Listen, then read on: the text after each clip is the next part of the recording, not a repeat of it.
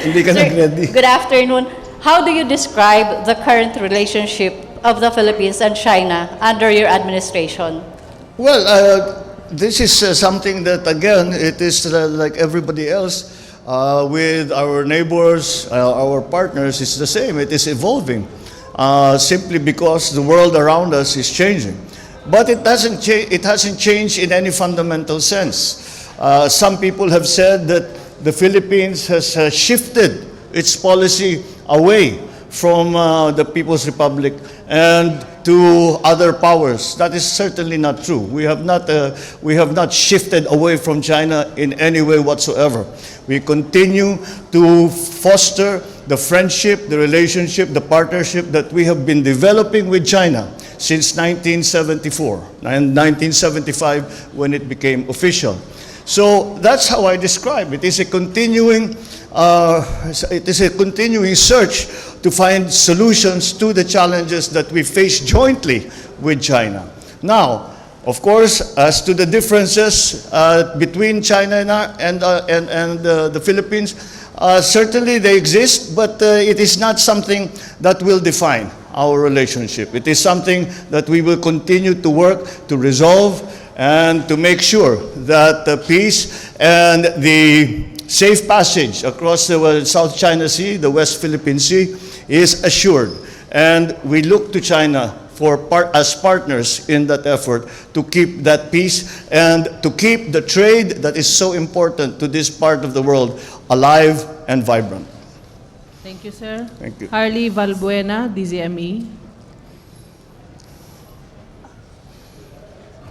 Hi, good evening po, Mr. President. Good evening. Sir, the PBOX today just raised the alert level 3 po sa Mayon volcano. So what will be your directive po sa ating disaster response agencies and also to the LGUs that might be affected by the volcano's increasing activity? Well, we are already, we have been watching both Mayon and Taal. Taal, it seems, is not in such a precarious, such a dangerous situation. Mayon is a little bit more advanced in terms of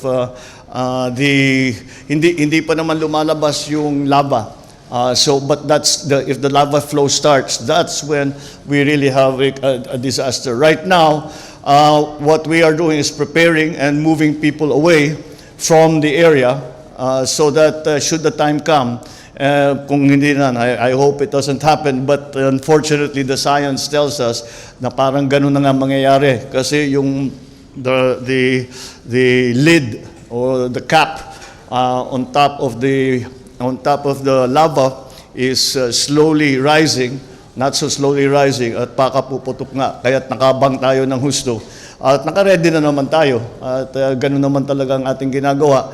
We watch it very, very closely, make sure that any of the communities that could be affected are evacuated and are given assistance while they are evacuated until the time that they can return to their homes. So it's the same thing. Yung Taal the problem is the release of the gas. May toxic gas na medyo naramdaman na ng mga ibang tiga doon. At yun, the DOH is looking after those people. And we have analyzed the problem and we know where the wind is blowing, kaya alam na natin kung saan dadaan yung mga toxic na gases, kaya paiiwasin na natin yung mga tao na nakatira doon sa area na yun. All right? Thank you, sir. Mela Las Moras, PTV4. Hi, good evening, sir. Sir, ilang linggo na lamang po ay ikalawang State of the Nation address nyo na. Kumusta po yung paghahanda para rito? At ano yung mga dapat i-expect ng mga tao mula sa inyong ikalawang SONA? Well, let me naman preserve some keep it until the time comes. Well, the truth of the matter is we're still preparing everything, all the materials that we're going to put together. Like any SONA, it will be a report to the nation as to what the situation what happened in the last year since the last SONA, where we are now, what we have managed to do, and where we still have work to do. That is essentially the template that we're going to use. So the things that I mentioned in the first SONA, we will have a look and see ano na nangyari. doon sa mga ating mga pinag-usapan nung yung unang SONA. At sa palagay ko naman, meron naman tayo ipapakita, and that's what the content of the SONA I think will probably be. Okay. Thank you, sir. Last question from CCTV. Thank you so much, Secretary. Thank you so much, President. I would like to know that because tomorrow marks the anniversary of China Friendship Day, so how do you expect and how will you strengthen the relationship between China and the Philippines? Well, we were just talking with the ambassador, and there are several things that we have we're slowly the process that we began after my visit to President Xi and to China in January. We have developed those concepts, the concepts of communication, the areas of the issues about the fishing grounds. All of these things are continuing, and perhaps soon we will be able to report. And this is the way that we strengthen this relationship that we have with China. Of course, on the private sector side, this is going on without any stop. The opportunities that China has given the Philippines and the Philippine corporations and Filipinos in general have been invaluable to the Philippines, and that's why that continues. Whatever else happens, this relationship again will not be defined by the differences, but by our common areas of interest and our common beliefs and the similarities in our culture, which we both countries will understand very well. I think that is a very fertile ground to plant our relationship and keep it growing. Thank you, sir. Thank you, thank you. Malacanang Press Corps. Thank you. Thank you. Thank you. Over the past years, the figures say it all. Following centuries-old trade history, China has emerged as our top partner in terms of total trade, ranking first as our import source and second as our export destination. China and its special administrative regions are also second home to a substantial number of overseas Filipinos.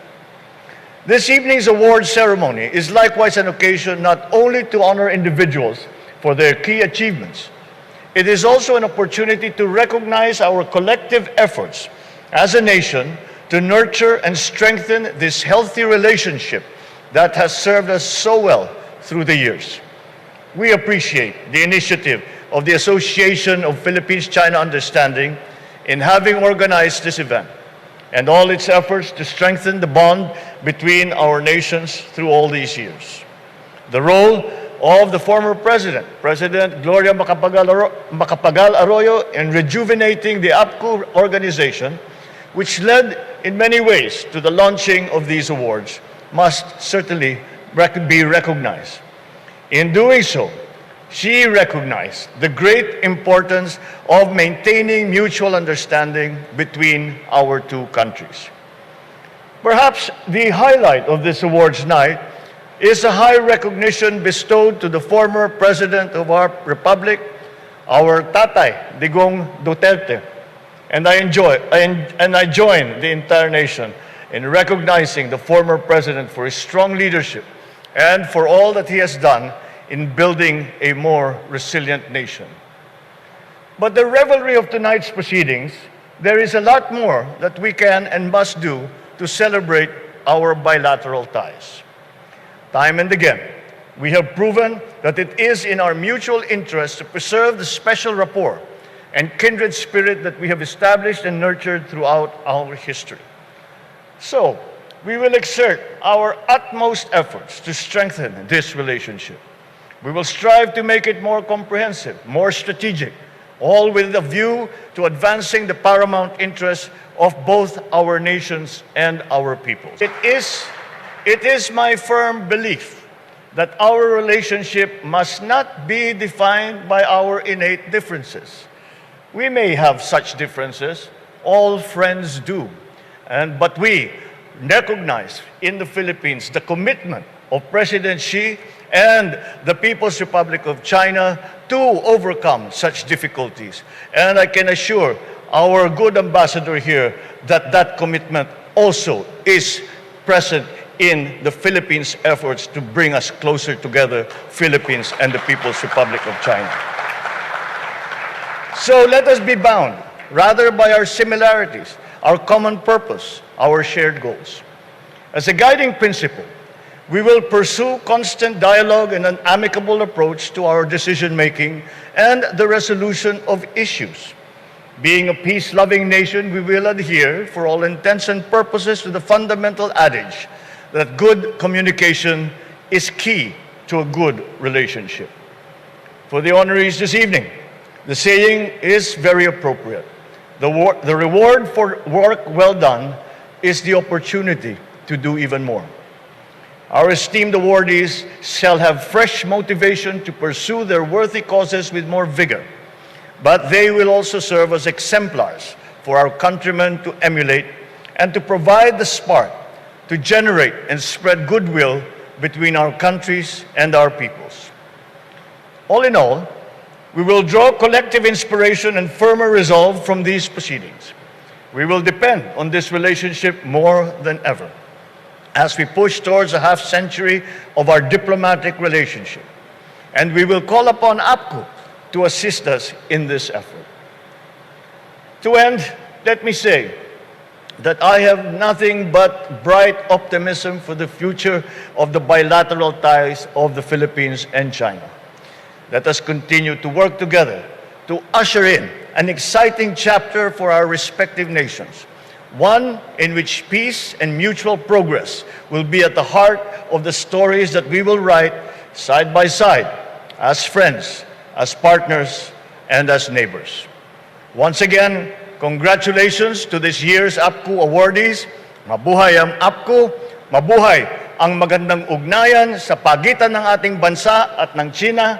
Maraming salamat at magandang gabi po sa inyong lahat. Cheers. Thank you, Mr. President.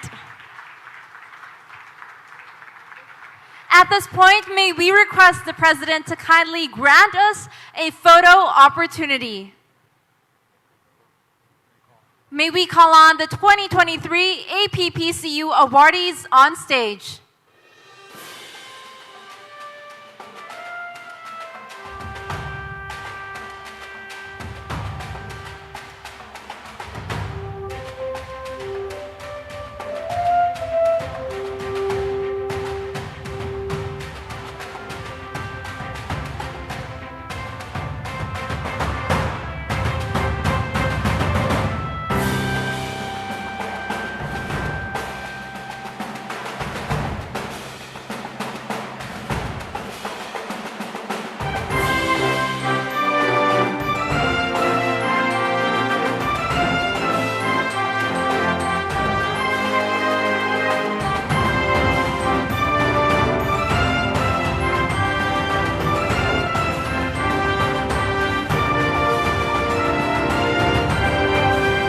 Next batch, please prepare the Chinese embassy officials.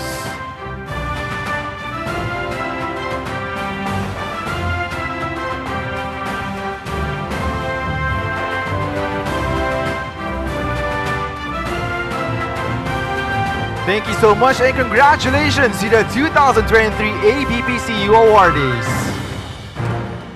Up next, we would like to invite the members of the Chinese embassy officials on stage.